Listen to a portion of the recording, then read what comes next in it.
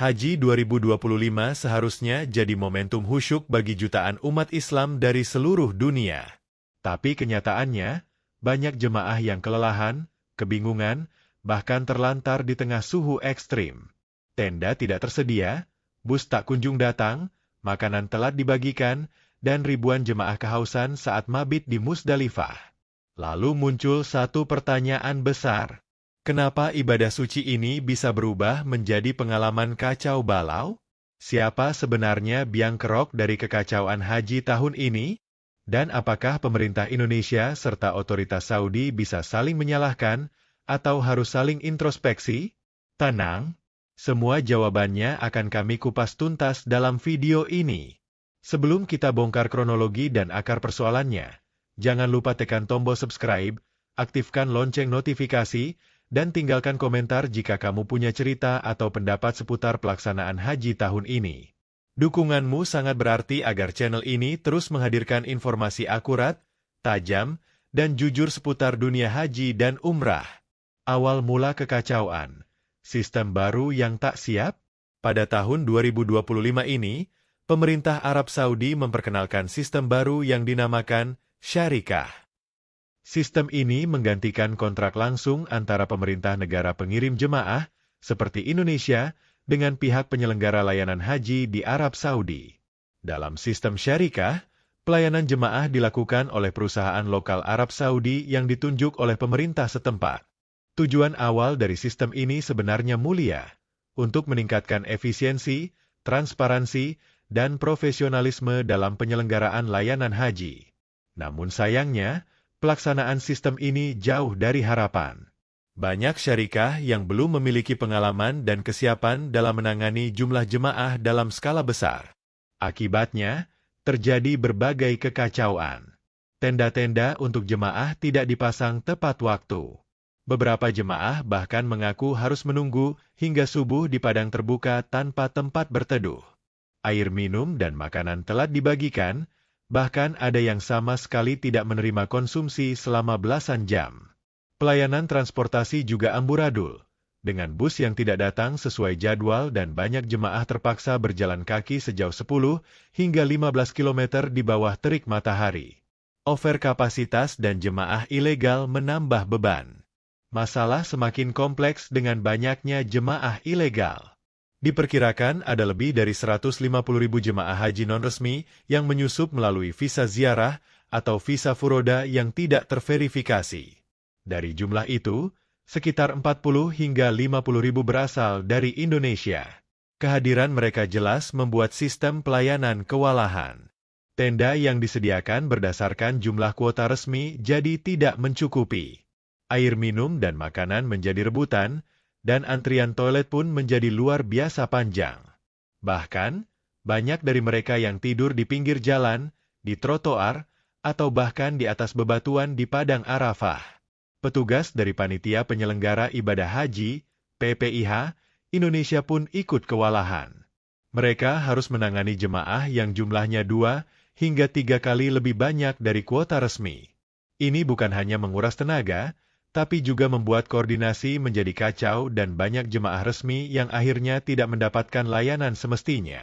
Gagalnya koordinasi antara PPIH dan syarikah. Kontrak layanan antara PPIH Indonesia dan pihak syarikah sebenarnya sudah ditandatangani jauh hari sebelum keberangkatan jemaah. Namun, dalam pelaksanaannya, banyak syarikah yang tidak memenuhi isi kontrak. PPIH kesulitan melakukan pengawasan karena akses ke wilayah layanan sangat terbatas. Saat ingin menagih pertanggungjawaban, pihak syarikah berdalih bahwa terjadi gangguan teknis di lapangan atau bahkan tidak bisa dihubungi sama sekali.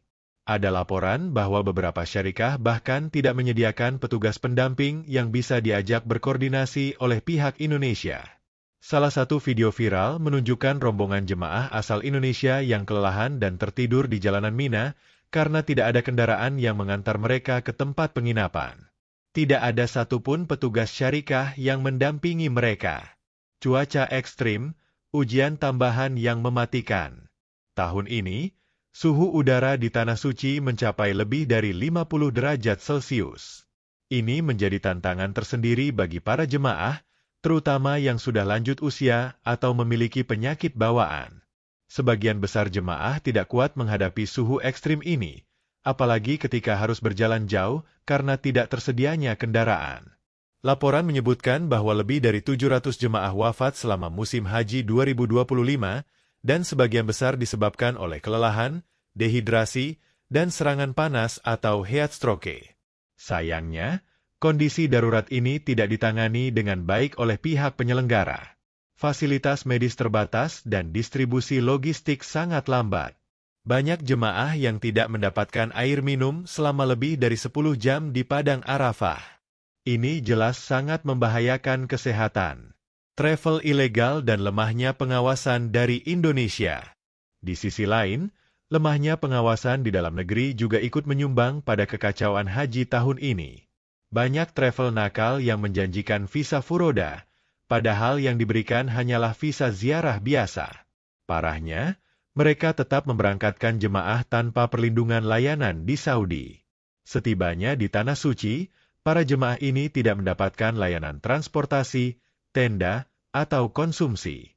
Mereka terpaksa bergabung dengan rombongan lain atau tidur di trotoar dan tempat terbuka.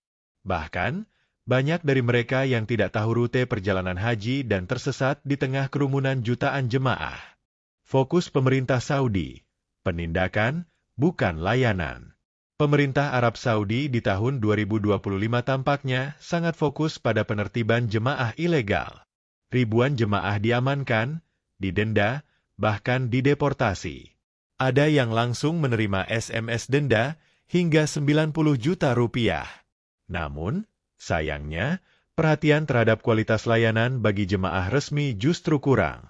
Alih-alih memastikan bahwa syarikah menjalankan kontraknya, otoritas Saudi terlihat lebih sibuk mengejar pelanggar dan membubarkan jemaah liar. Padahal, kualitas layanan untuk jemaah resmi seharusnya menjadi prioritas utama, mengingat mereka sudah membayar mahal dan mengikuti seluruh prosedur resmi. Kurangnya transparansi dan evaluasi serius. Hingga video ini dibuat, belum ada laporan resmi yang menyeluruh dari otoritas Saudi maupun dari pihak-pihak syarikah terkait kekacauan layanan. Audit publik tidak dilakukan, dan tidak ada sanksi jelas bagi penyedia layanan yang terbukti lalai. Pemerintah Indonesia pun belum menyampaikan hasil evaluasi terbuka. Akibatnya, potensi terulangnya kekacauan ini di musim haji mendatang masih sangat besar. Jadi, siapa sebenarnya biang kerok kekacauan haji 2025? Jawabannya, bukan hanya satu pihak, melainkan kombinasi dari banyak faktor. Sistem syarikah yang belum siap secara operasional. Membludaknya jemaah ilegal yang membuat layanan overkapasitas. Lemahnya koordinasi antara PPIH Indonesia dan penyedia layanan di Saudi.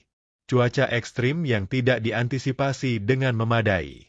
Travel nakal yang masih leluasa menipu calon jemaah. Fokus berlebihan otoritas Saudi pada penindakan, bukan pelayanan.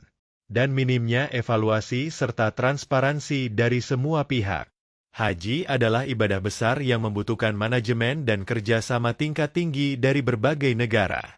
Tanpa perbaikan menyeluruh dan profesionalisme dalam pelayanan, kekacauan seperti ini bukan tidak mungkin akan terulang kembali. Kalau menurut kalian, siapa yang paling bertanggung jawab atas kekacauan ini? Tulis di kolom komentar dan mari berdiskusi dengan bijak. Jangan lupa tekan tombol subscribe dan aktifkan lonceng agar tidak ketinggalan informasi seputar dunia haji, umrah, dan peristiwa besar dunia Islam lainnya. Sampai jumpa di video berikutnya. Wassalamualaikum warahmatullahi wabarakatuh.